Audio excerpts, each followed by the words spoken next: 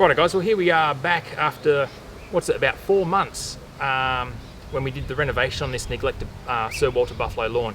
And I thought today there've been a lot of people asking about this lawn and how it's been tracking and what's been happening with it and has it recovered and all these sorts of things. So today I thought I'd dedicate a whole episode to it once again as a follow-up. So we're going to do a inspection in a minute. We'll have a look around, see how the recovery's been. I'll try and find some old footage of the before and the after. Then we're going to chuck some fertiliser. Sorry, then we're going to give it a mow. We'll have a quick look at that at the mower that these guys have just gone and bought, and finally we'll chuck out some fertiliser, and that'll be the episode for today. So let's hook in.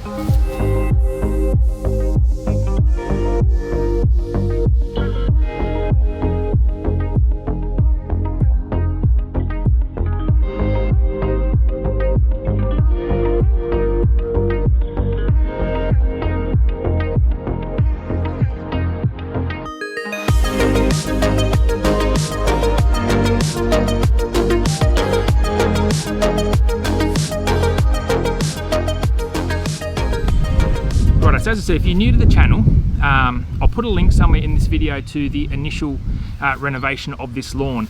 And one of the key things that we found was there was a lot of, I guess, thatch, dead material that just matted on top of each other over the years of people trying to cut this short and just not really knowing how to treat a buffalo lawn kindly. Now, after our renovation, a lot of these areas, especially in these corners, were taken down to bareness. There was no runners left in certain corners, and I said at the time it would take a little bit of time to grow in. Now that has happened now, and along this whole side here, along down the driveway here, is a prime example of how it's recovered. And then obviously come next year when we do a renovation again, there's not going to be any of that turf to rip away, so we won't have to worry about that covering over again a second time. It'll just get shaved down and recover over. So looking really good. Now the other thing here, when you look into this stuff, there is literally no thatch left. It's just nice, starting to stand up nicely, which I believe to be the way to have buffalo. It's no hard and fast rule, it's just my preference on how buffalo best performs. And it's really looking generally pretty good. Now, this lawn is not perfect buffalo. There is some cockatoo in here, there's some cooch in here, but the buffalo has sort of resumed its sort of nice tallness, and the other grasses just blend in nicely along the way. So let's have a look at some of those areas, then we'll have a quick look over this mower and we'll hook in with some mowing. Righto, so you probably can't see this really good on camera, but I'll bring the camera over in a minute and I'll give you a close-up. So through here was our big patch of cooch grass, and look, it is still here, and you're never going to get rid of that. That's just here, and that's just how it's going to be. But now everything's starting to grow back in nicely. It's from a distance, it's not that noticeable. And if you're not a full lawn nut, there's really no problem. I really don't see the problem with it. If it really bothered you that much, you'd have to rip it all out and do stuff like that. But really, this is a green, presentable lawn. The homeowners here, my mates here that have this place, they're not obsessed with lawns. They just want a nice green carpet, and that's what I'm giving them. So I think it's really, this lawn is a really good example of, don't be too scared to attack a really bad buffalo lawn, providing you do it at the right time. And I really believe that right time is late spring, not too early on. Make sure if you're getting frost, they're all done. But as I said, tune back to the other video to watch the massacre unfold. This is basically a recovery video 4 months on.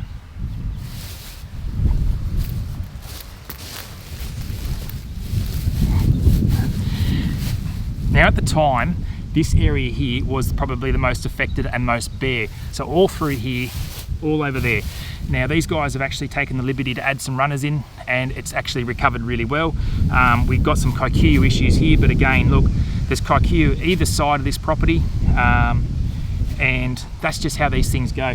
When you're planting a lawn such as buffalo, you've got really a limited supply of chemicals to control opposing grasses. So if you're going to plant any sort of buffalo, make sure that your ground is free of any other grasses to begin with. Otherwise you'll be facing an uphill battle from the get-go until you either let the other grass like this take over or mix in together. That's really your only option. So stress the fact, if you're going to put down a buffalo lawn, be sure you've got no other competition from any other grasses. Otherwise, just look at another grass, really. shortly after we did the renovation, these guys decided it was time to upgrade their mower. They had an old Rover, just an little old Rover that served well for many years, but the time had come to move it on.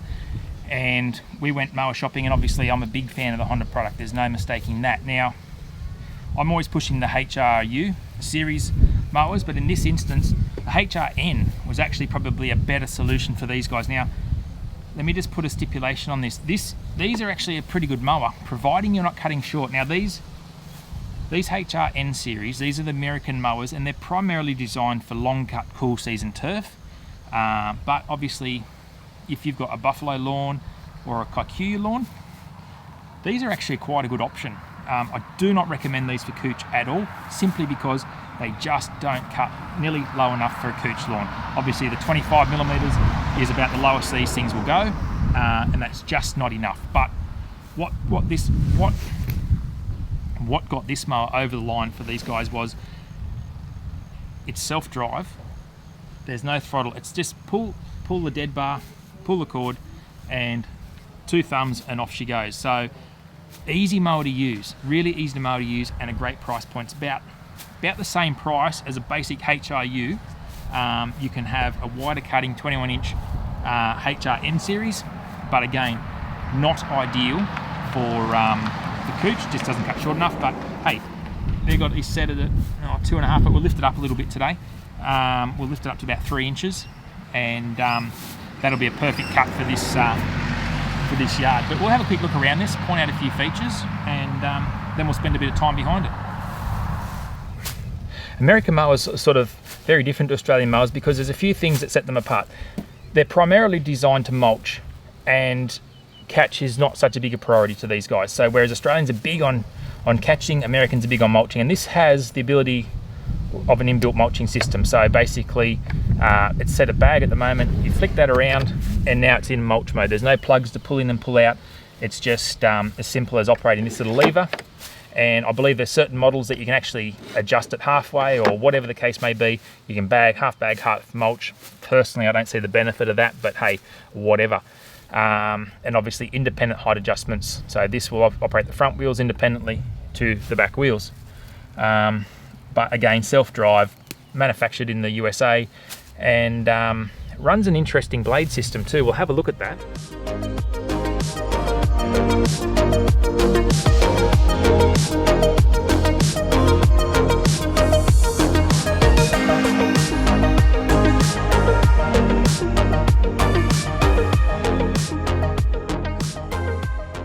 And as I was saying there earlier, so obviously being a self-propelled unit, this one operates by just simply applying your thumb here, pushing down, and that's the pace in which the mower will travel. The more this goes down, the quicker the mower goes. And obviously this is your blade, your engine brake. Let go, engine stops. So pretty straightforward, really easy to use. You can adjust this down a little bit if you prefer to have this set at a lower angle. But yeah, all in all, great machine. Right, well that's just a quick look around the HRN Honda series. So let's put it through its paces and see what it looks like at the end of the day. See what it looks like when it's all cut.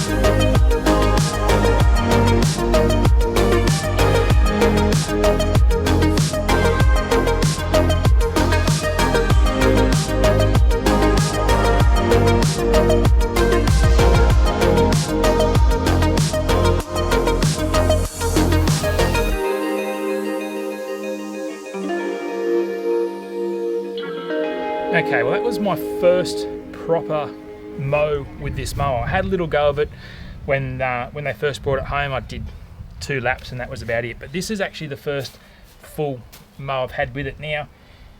Actually really impressed with the machine. As I said before, no good for cutting short, no good for cooch. But if you've got buffalo or kikuyu or cool season, I think it's hard to go past.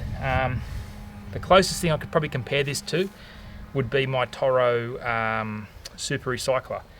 And I've spent many years behind the recycler and it's okay for what it does. I think this might just do it a little bit better though, in my opinion. For example, if you're mowing up to something and you want to pull back to get around a tree or a shrub or turn a corner, the Super Recycler can get a little bit stuck in the drive system and it still wants to sort of go forward until you sort of take off the handlebar, push a little bit forward by hand, and then it will release, come back. This, as soon as you let go of that little thumb handle control, you've got total freewheeling. I really like that feature. I felt this was easier to throw around than the Super Recycler. I like the fact that the Super Recycler has a alloy deck. This has got a steel deck, but it's a strong deck. It doesn't feel flexy, it doesn't feel anything like that. I do believe they make a plastic or a neck side or something they call it, neck side plastic deck, but this is a great machine. Plenty of power, bags up really well. I think I actually really like it. So that's my first thoughts on that. Now, let's just have a quick look around here now, see how it's come up, and then we'll hook on with some fertilising, and I'll show you the fertiliser that we're going to use today and why.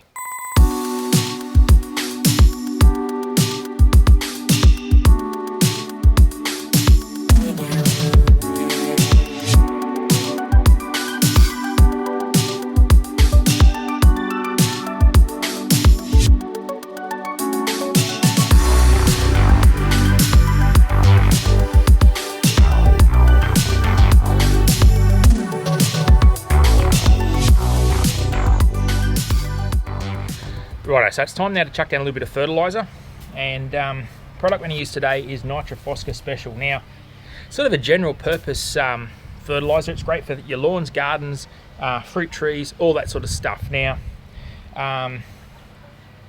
one of the main reasons I'm using this is it is available locally, so I'm not being stung for postage of any other product, so that's really good to know.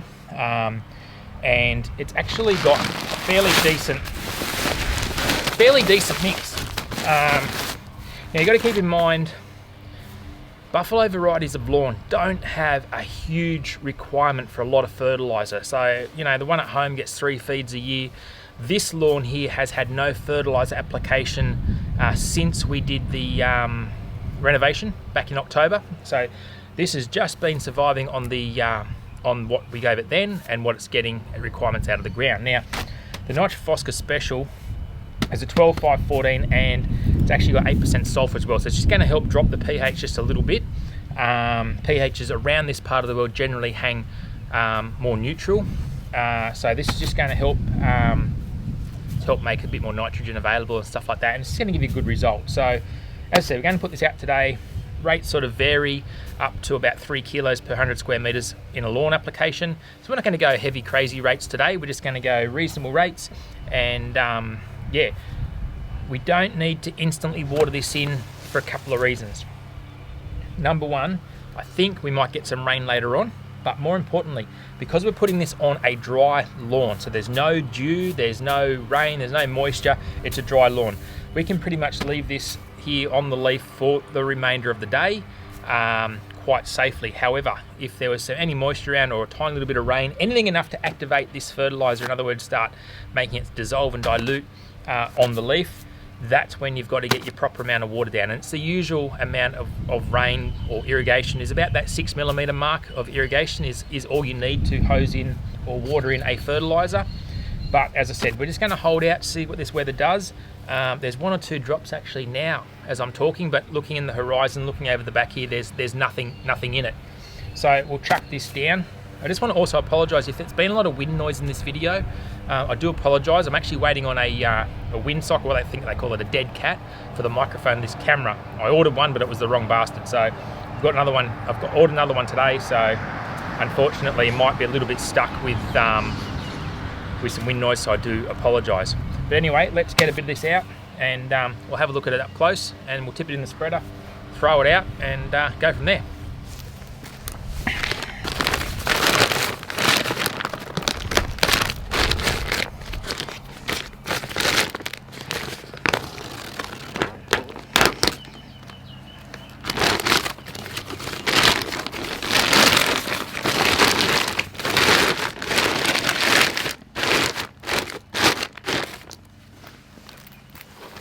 Righto, so it's not a mini prill or anything like that. It's just a standard sort of, what would you call it? Just an average size granular fertilizer. All very much uniform in its size. So yeah, goes out through a spreader really easily. Now obviously this is a traditional synthetic fertilizer. It's not an organic fertilizer at all.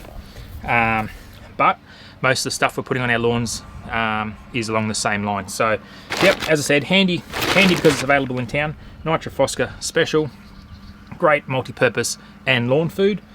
Should give this lawn a great little kick along, improve colour and all that sort of stuff. So we'll chuck him on.